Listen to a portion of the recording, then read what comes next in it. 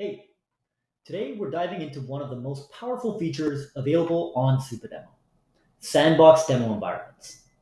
Sandboxes let you create realistic, hands-on versions of your product that your audience can click around and explore freely without live environments, staging access, or extra engineering work. In just a few minutes, you'll learn when to use them, how to build sandboxes, and best practices along with our recommendations on getting the most out of them. But first off, let's review when to use sandboxes over guided demos. Guided demos are structured, step-by-step flows that walk someone through exactly what you want them to see. Perfect for onboarding, for product tours, and for training. Sandboxes are the opposite. They give the viewer free rein to explore, click around, and understand the product at their own pace without any guidance. Use guided when you want to take users from point A to point B along a fixed path. Use sandboxes when you want more flexibility and realism. Most teams end up using both depending on their moment.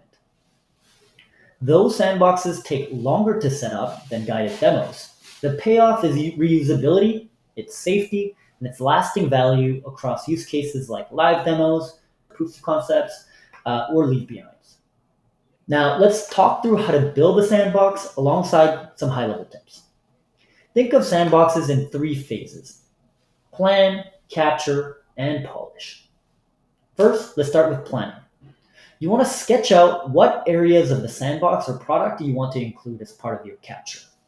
Decide if this sandbox should be high-level or comprehensive. Number two, capture.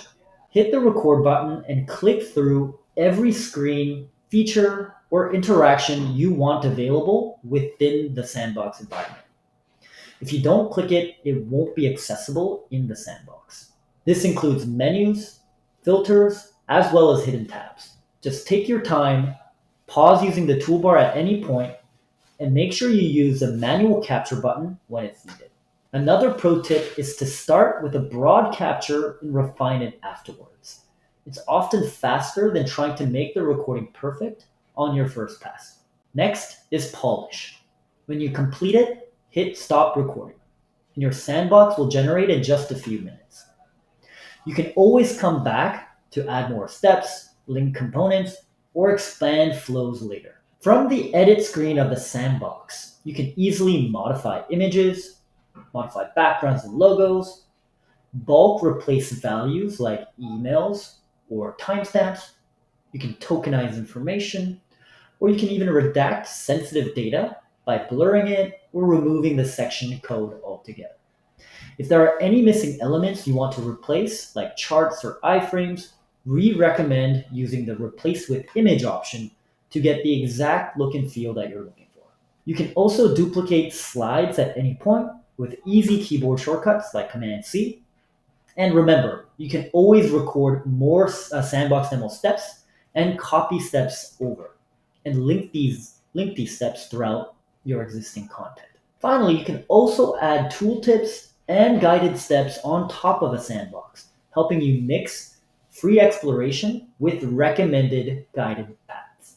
So to recap, use sandbox demos when you want flexible, free-flowing exploration, like live demos or POCs, and use guided demos when you want more of a structured journey.